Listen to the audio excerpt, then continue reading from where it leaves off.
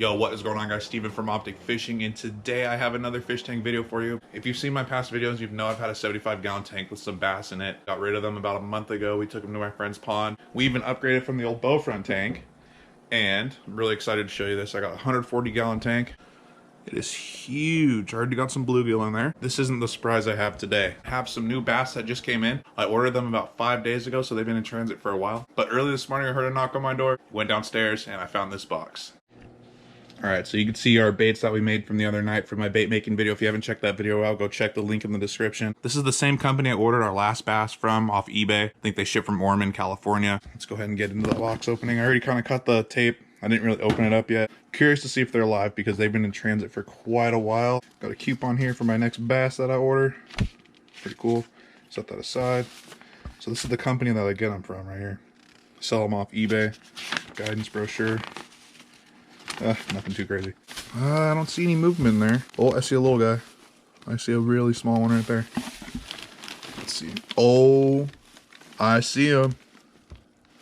Oh my gosh, they're way smaller. All right, so just from looking at how small these guys are, I'm kind of concerned that the bluegill I have in here are gonna mess with them. But I guess we'll find out. Worst comes to worst, I'm gonna have to net these guys out and take them to my local fish store because I am definitely having bass over bluegill. I don't know about you guys. All right, so let's go ahead and get these guys out of the box. Oh my gosh, there's like no air in the bag. I'm honestly surprised these guys are alive. But, oh yeah, look at these guys. Some new little fresh baby bass for the tank. Super pumped to get these guys in there. I don't know if you guys can see them swimming around, but they are definitely ready to roll. These things are so small. Last time when I ordered them, they were about probably like that big. I guess these guys are a lot smaller, but as you can tell, they're probably ready to get out. So I'm gonna go ahead and get them acclimated and get them ready to put in the tank. All right, so acclimating fish is actually relatively easy. Basically, you just pour some water out of the bag they're in, put it in this bowl here that I got, and then I just take a couple scoops of the tank water and put it in the bowl with them, just so they get kind of used to the like water temperature, the pH, and everything like that. All right, so I'm gonna go ahead and get them in the bowl.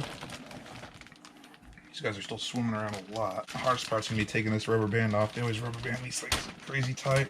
Also, do excuse the mess on the workbench here. We've been making baits a lot past couple days, and I really haven't had time to just clean it up. But I'm gonna go ahead and get these guys out of the bag. I'm sure they're super pumped to get out of this bag. They've been in it for a couple days now. I'm actually genuinely surprised they're still alive.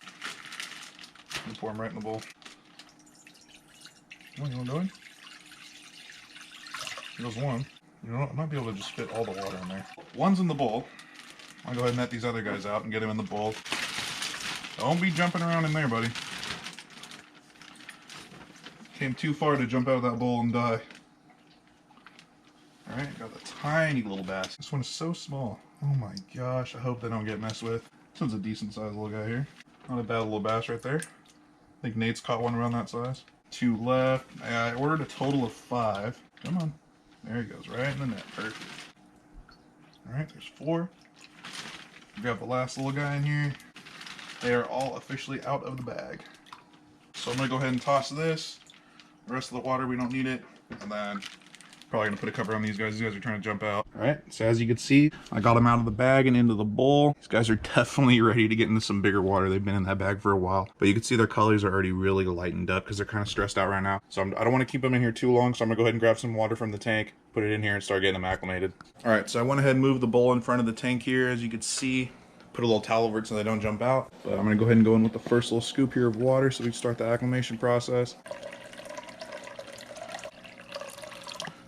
Touching the towel, but I'm gonna probably get one more solid little scoop of tank water here for them. Alright, so I turned off all the lights in my garage to let these guys acclimate. The darker light helps them kind of relax so they're not jumping around. As you can see, they're already just chilling in there. So I'll let them acclimate for about a half hour. But I figure while they're acclimating, now's a good time to kind of talk about what we did to the tank and what's in here. Alright, so that's our old tank over there. If you haven't seen my past videos of our bass, I had some pretty decent sized bass in that tank actually. I'll put the links to those videos in the description, so check those out. Yeah, we're super happy on how this tank came out. As you can see, we got some Amazon sword over here in the corner. These long kind of thick plants are the jungle val, which are actually really one of my favorite plants. Another Amazon sword, another kind of smaller one back there in the back. These lilies are called pennywort. Those are really cool plants, honestly. Those are one of my favorites as well. You can just see these bluegill are having a great time in here. And I'm hoping they're not going to mess with the bass.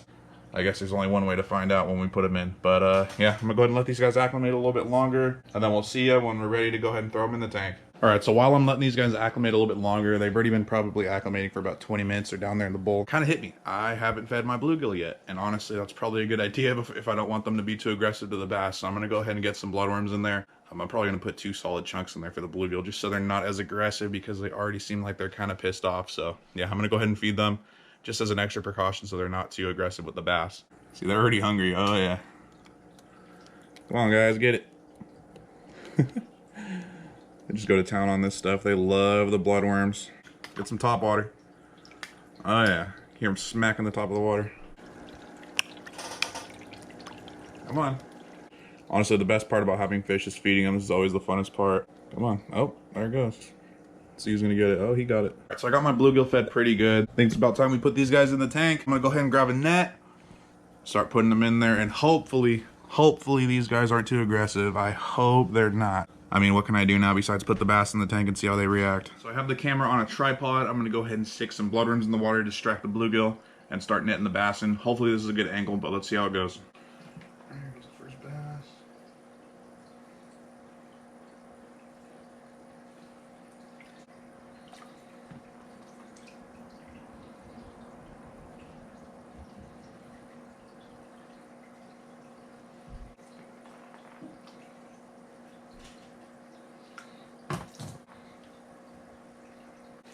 In my hand.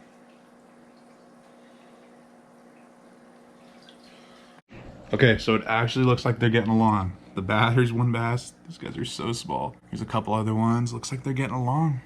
Super excited about that. No problems. Hopefully these guys make it, because last time I had a couple of them die. Hey. Hey. This one doesn't seem to be doing too good. Don't you think about it. Leave them alone. Comes the other 2 bass coming over here. Look at these 2. Oh my goodness. They are pretty already. A little pretty baby bass right here. I'm worried about this little guy. He is super light in color. I guess we'll see if he'll pull through.